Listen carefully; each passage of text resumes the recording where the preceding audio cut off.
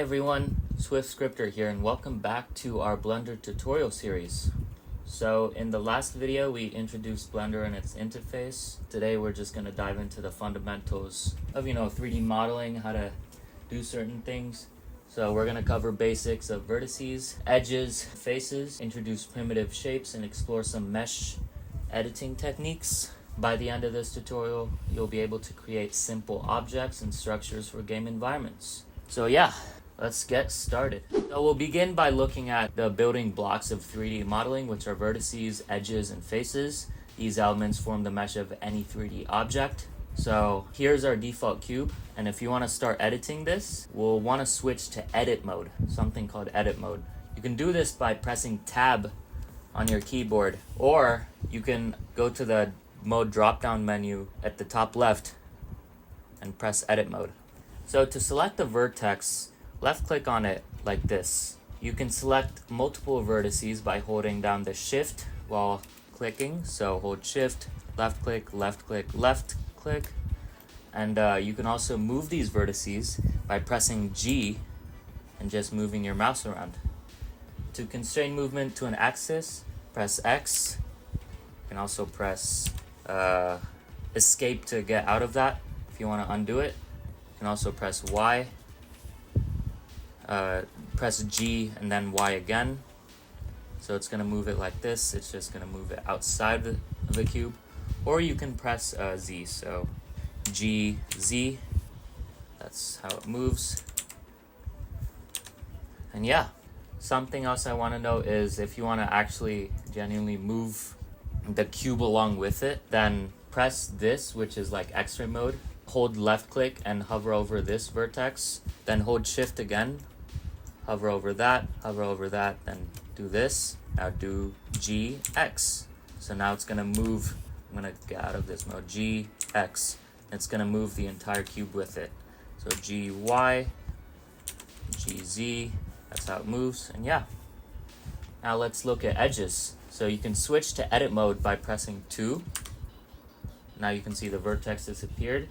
Or you can select the edge tool icon in the edge icon in the toolbar, which is this one. So this is vertex, this is tool, and we'll go over face in a moment. So this is face.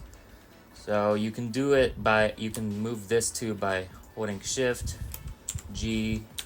As you can see, it moves this face itself, but if you want to move the cube again, hover over it like this, hold left click like that, GX or GZ, and you can move it the same way. Finally, we have faces. So you can press the face icon right here in the toolbar, or you can press 3, and you can see it does what it's supposed to. So you can move them and edit it just like vertices and edges. Now we're going to explore primitive shapes. So Blender actually provides several primitive shapes or primitives that you can use as starting points for your models. So let's actually delete this one. You can delete it by pressing the delete key, and you can add a new one by pressing Shift A. And let's see. And you can navigate to the mesh menu which is right here, and then add a UV sphere.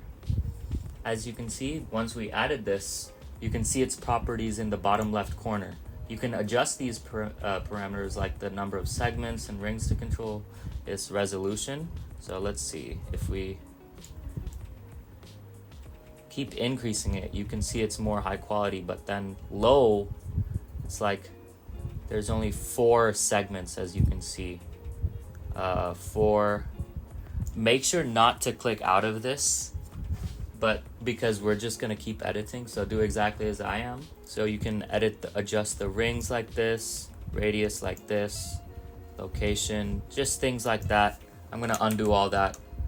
Now do Shift A again, just add the UV sphere. And if you click out of it, you won't get that option again. So just make sure not to click out of it. And yeah, so now that we have a primitive, let's dive into some basic mesh editing techniques. We'll start with extruding. So extruding is one of the most common modeling tools. It allows you to extend geometry from an existing shape, which in this case is this one, and has all these little, little rectangles. If you look closer, squares, it allows you to extend them. So if you want to extend a face, we press E to extrude and move your mouse to extend the geometry, and then you can left click to confirm. So you can see, I don't know, this kind of telescope looking thing. I have no clue what this is, but play around with this. E, E, E. You can also do Alt E, and make sure you click a face. When you press Alt E, you can do extrude individual faces. So you can do like this, and you can also select multiple faces. You can also do extrude faces along normals, so it looks better. So as you scale it up, they'll stay connected.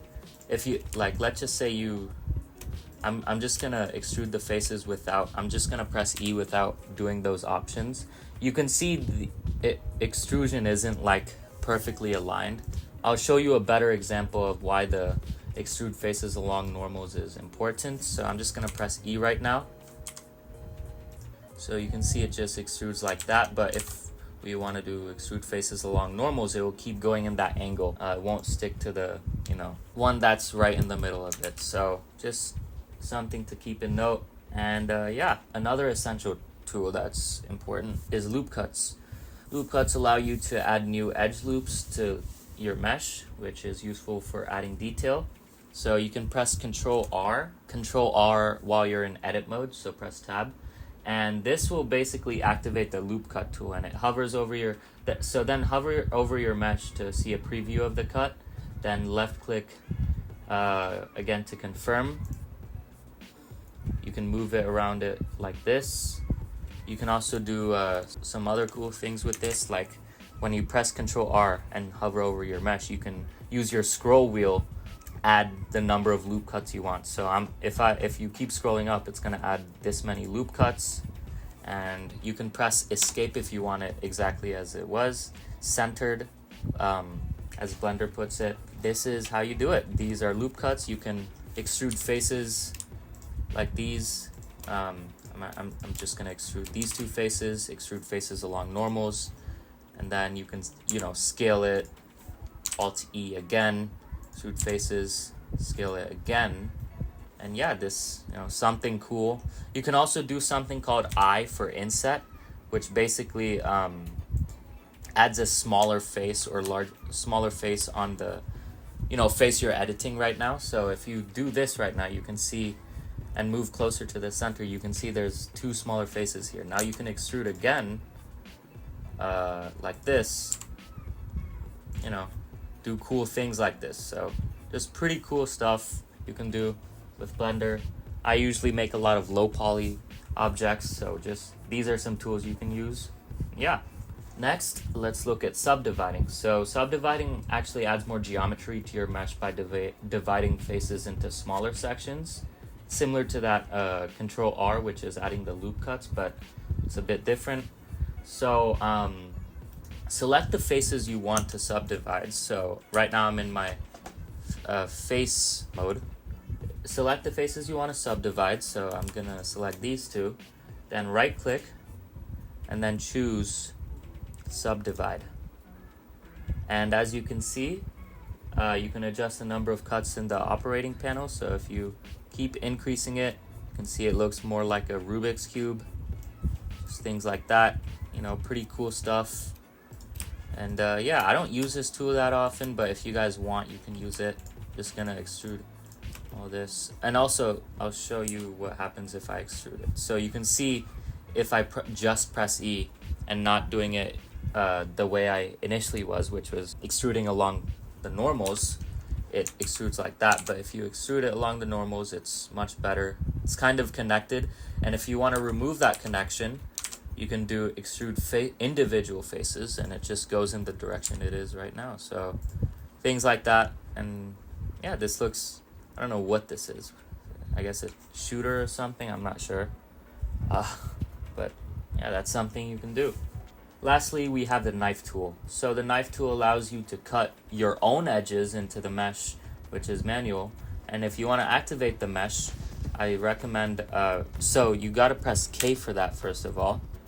And you can see that you can define your cuts by like hovering over these edges. Maybe you can hover over a vertex as well, like this. And you can click that.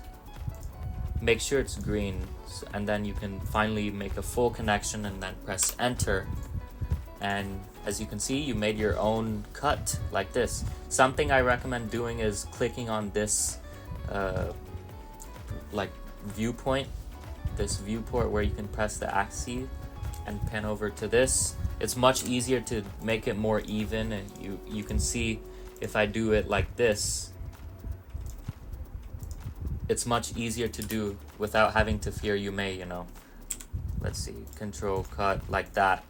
You can see it's clearly not aligned. It's not on the face, it's outside of the face. So that's why I recommend clicking on the viewport to make sure it's actually, you can actually make the face clearly. But yeah, with these basic tools and techniques, you can start creating more complex shapes and structures for game environments. And yeah, now we'll actually practice creating a simple game asset. We're gonna make a low poly tree.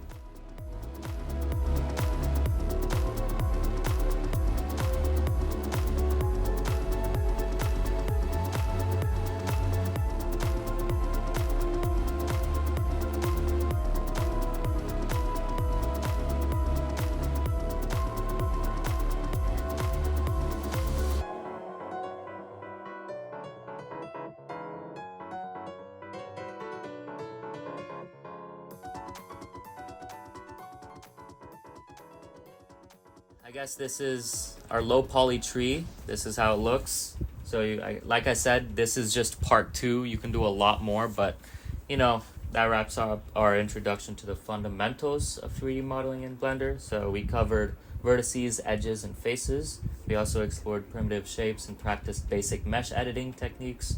In the next video, we'll dive into texturing and UV mapping. So yeah, thank you guys so much for watching. If you guys really enjoyed this, please subscribe or like the video. Ask questions, feel free to ask any if you guys are confused about anything.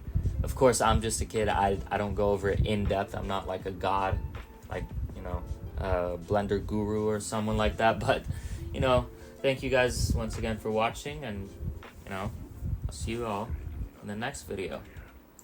Bye.